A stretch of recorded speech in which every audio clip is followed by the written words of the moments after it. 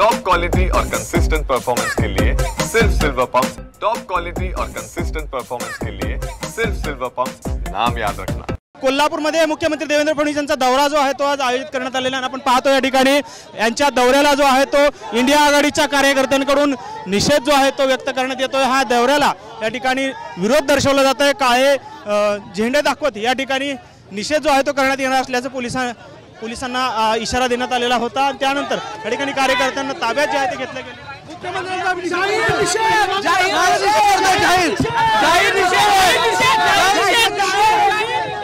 पाहतो या ठिकाणी कार्यकर्त्यांना वेगवेगळ्या चौकामध्ये कोल्हापूरच्या या ठिकाणी पोलिसांकडून ताब्यात घेण्यात येत आहे। आणि ज्या पद्धतीनं प्रशांत कोरटकर याने इतिहासकार इंद्रजित सावंत यांना धमकी दिली त्याच्या पार्श्वभूमीवरती या ठिकाणी देवेंद्र फडणवीस यांना काळे झेंडे दाखवण्याचा इशारा जो आहे इंडिया आघाडीच्या कार्यकर्त्यांकडून दिला आपल्याला पाहायला मिळतं। आपण पाहतो कोल्हापुरातल्या या खानविलकर चौकामध्ये हे सर्व निषेधाचं आंदोलन जे आहे ते वेगवेगळ्या टप्प्यावरती सुरू असल्याचं आपल्याला पाहायला मिळतं। मोठ्या प्रमाणात पोलिसांचा फौजफाटा जो आहे तो या ठिकाणी तैनात करण्यात आलेला आहे। आणि कोल्हापूरमध्ये पोलीस छावणीचं स्वरूप जे आहे ते कोल्हापुरातील या वेगवेगळ्या रस्त्यांना जे आहे त्या ठिकाणी आलेलं आपल्याला पाहायला मिळतं। आपण पाहतोय निषेधाचे देखील या ठिकाणी बॅनर्स लावण्यात आलेले आपल्याला पाहायला मिळतात। खरं तर वाल्मिक कराडच्या पोस्टर असलेले देखील देवेंद्र फडणवीसांसोबतचा फोटो असलेला देखील पोस्टर या ठिकाणी पोलिसांनी ताब्यात घेतलेला आहे आंदोलकांकडून। आणि वेगवेगळ्या पद्धतीचे पोस्टर्स घेत या ठिकाणी हे कार्यकर्ते जे आहेत ते पोहोचलेले होते।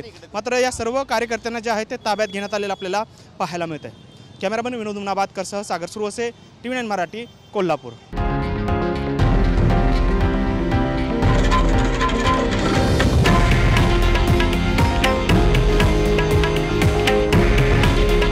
हे आहे देशातील नंबर 1 न्यूज नेटवर्क आणि आपण पाहत आहात TV9 मराठी।